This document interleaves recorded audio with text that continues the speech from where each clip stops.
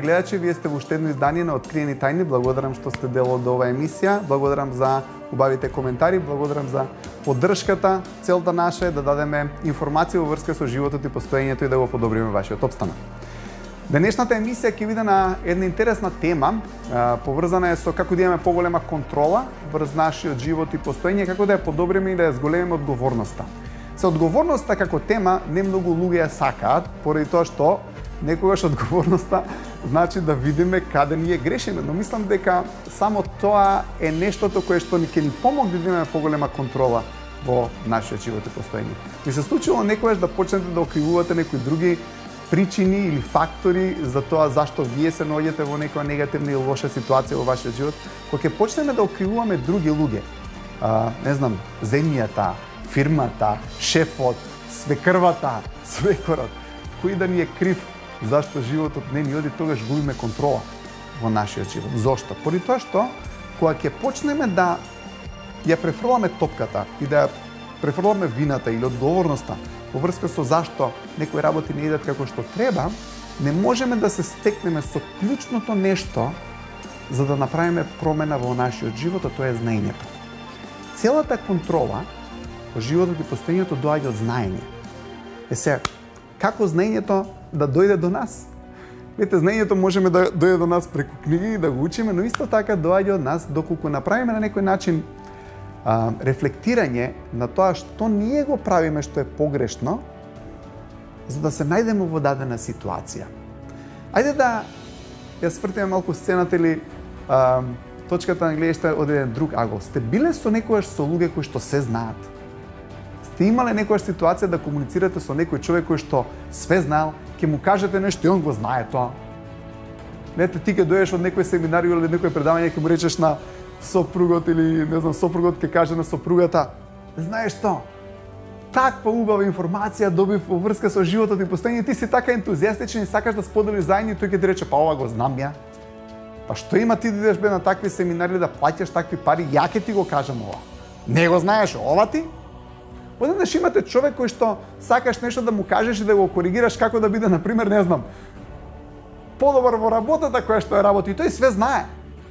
И гледате, поради тоа што има зид или има одбранен став дека јас све знам, не може тоа знаење да дојде до него. Ако тоа знаење не дојде до него, човекот не може да биде одговорен на подобар начин да го креира работното место или својот живот.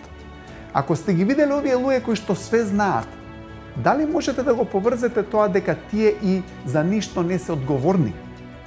Гледате, ако човекот све знае, ти кога му кажеш: абе човек, слушај, дај види, може тука грешиш. Не ја, ти грешиш. Тој човек кој што све знае е многу тежок човек да се збори со него или да биде дел од вашиот живот. Зошто? Затоа што не сака да се коригира. Зошто? Затоа што се знае. Зошто? Поради тоа што он никогаш не е крив. Секогаш е друг некој крив за ситуацијата во која што тој се наоѓа. И поради тоа, тој човек никогаш нема да порасне. Видите, мислам дека е голема храброст и гениална карактеристика некој човек да рече: сгрешив, ја утнав работава, не е баш така, до мене е. Видите, тој човек може да препознае дека тој нешто направил кој што не е како што треба. И таквите луѓе се богатство. Обожавам да бидам со такви луѓе и да работам со такви луѓе. Затоа што секој греши. Секој ќе направи нешто кое што не е оптимално, но ако тој човек не може да го види тоа, или го гледа, ама не сака да го каже и да го признае, тогаш една работа можете да знаете за тој човек е дека тој човек ќе иде во истата грешка повторно и повторно и повторно и повторно.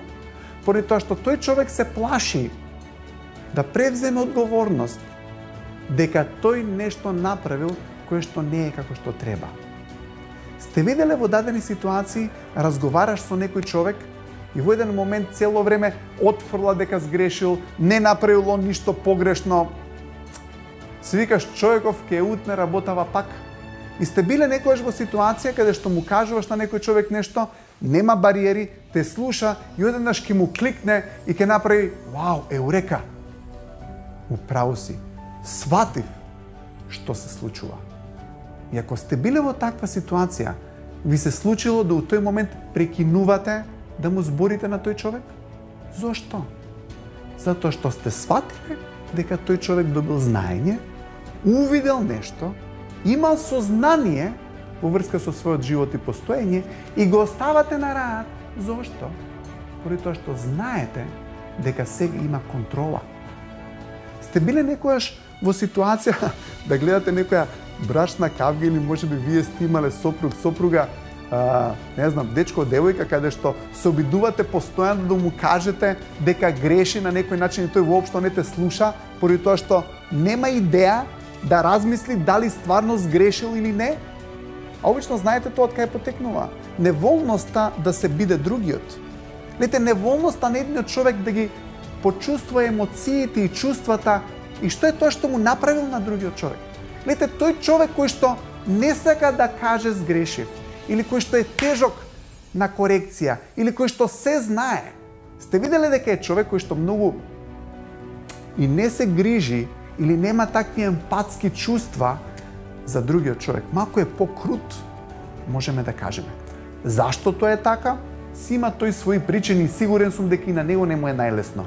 Но, една работа на која што целам во оваа емисија е дека луѓето кои што ќе признаат дека сгрешиле и дека сакаат корекција се луѓе кои што ќе добијат знаење и тоа знаење ќе направи да пораснат и наредниот пат кога ќе го направат истиот опит да дојдат до целта или да направат што е тоа што сака да го направат, ќе успеат.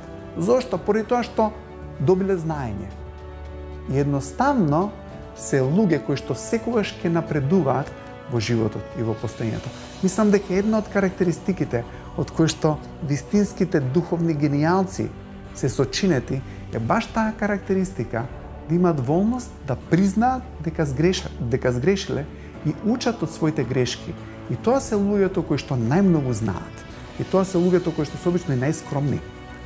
Знаете, тоа се луѓе кои што не се фалат многу со своето знаење. Тоа се луѓе кои што едноставно сакаат да помагаат, кои што гледаат од страна, кои што не се многу надмени. Ето обично надмените луѓе не се премногу сигурни поради тоа што таа надменост на некој начин е маска за несигурноста која што се наоѓа под неа, а таа несигурност доаѓа од незнаење, а нивното незнаење доаѓа од неволноста да видат каде во некои работи од животот и во постоењето грешат. Само мислам дека луѓето кои што се волни да видат каде грешат, ќе напредуваат и се тие кои што заслужуваат да бидат лидери во една група. И се денеска сакам да зборувам и за уште една тема. Стануваше збор за како да бидеме одговорни за другиот човек и како да бидеме одговорни во една врска. Мислам дека ја доловив доволно поентата која што сакав да ја споделам е дека одговорноста и признавањето на некојаш на грешките ни дава контрола поради тоа што на некој начин дозволуваме на тој начин да видиме кај сме сгрешиле, а тоа е знаењето кој што ќе го добиеме поради тоа што само знаењето ќе ни даде контрола. Но имате два типа на врски. Гледате што се случува ако немате двајца кои што се вакви. Колку убава би била релацијата кога имаме двајца партнери каде што едниот е волен да ја види грешката и другиот е волен да ја види грешката.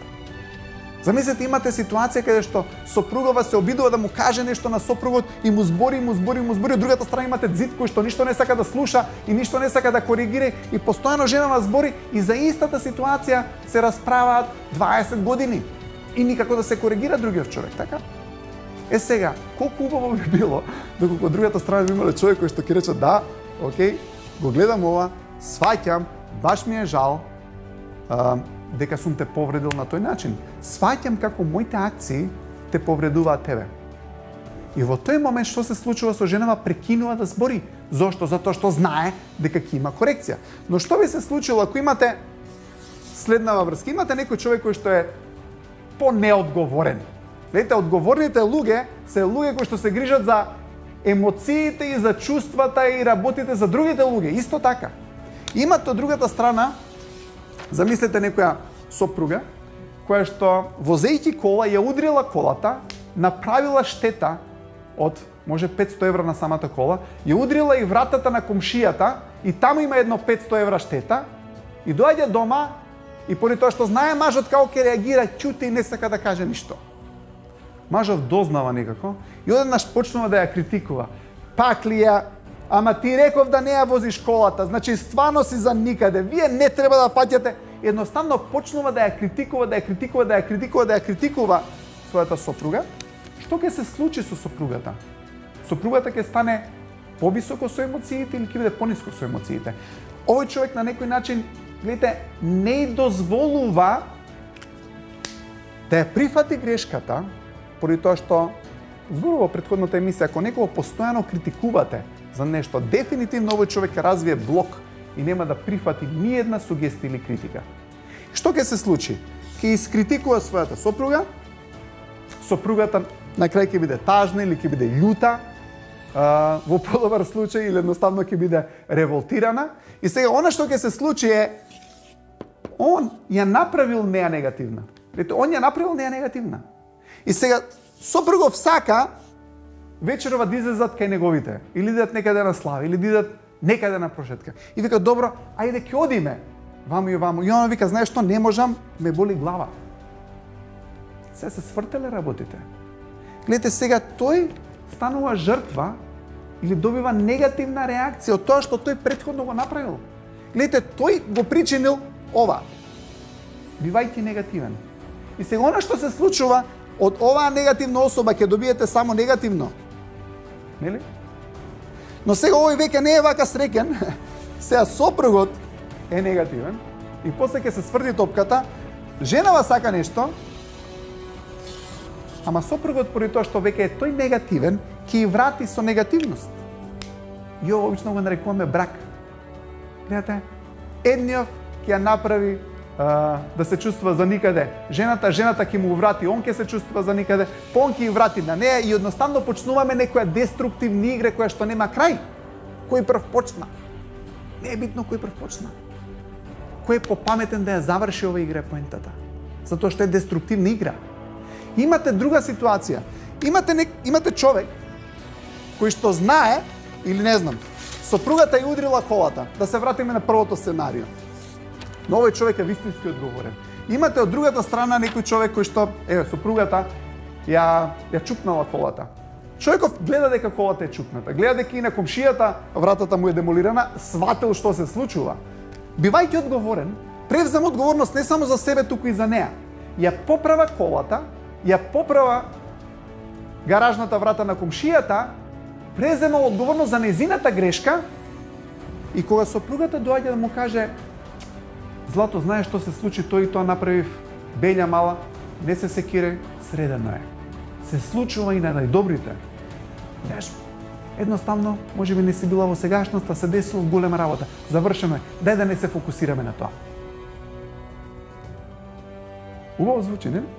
Но гледайте, треба да бидеме волни да преземе одговорност за грешката на другиот човек. Она што ќе се случи, жената ќе остане позитивна.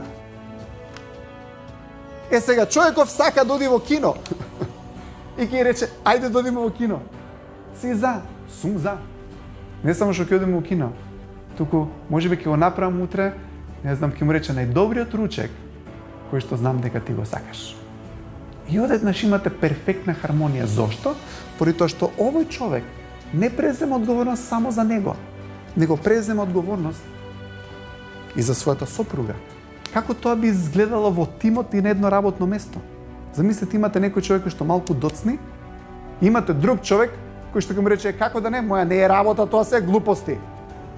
И одеднаш имате неоптимална ситуација во колективот. Имате ситуација каде што имате некој човек кој што малку е задоцни, имате колега кој што му каже: не се секирај, на секој му се случува. Ќе покријам за тебе овие 5 минути додека не се појавиш на работното место. И што ќе се случи кога на крај на него ќе му треба некој да го замени? Гледате, ние ги креираме емоциите исто така и на околината. Емоциите на околината зависат дефинитивно од нашите емоции. А доколку сме човек кој што со своите позитивни емоции креира позитивни емоции во околината, ве тврдам дека сте одговорен човек. Затоа што не е одговорно само да дојдеме на работното место или дома и да си ги завршиме врските од дента кои што треба да ги завршиме. Вистинска одговорност е дали поради нас и нашето постоење, животот на другите околу нас успешно се одвива или не.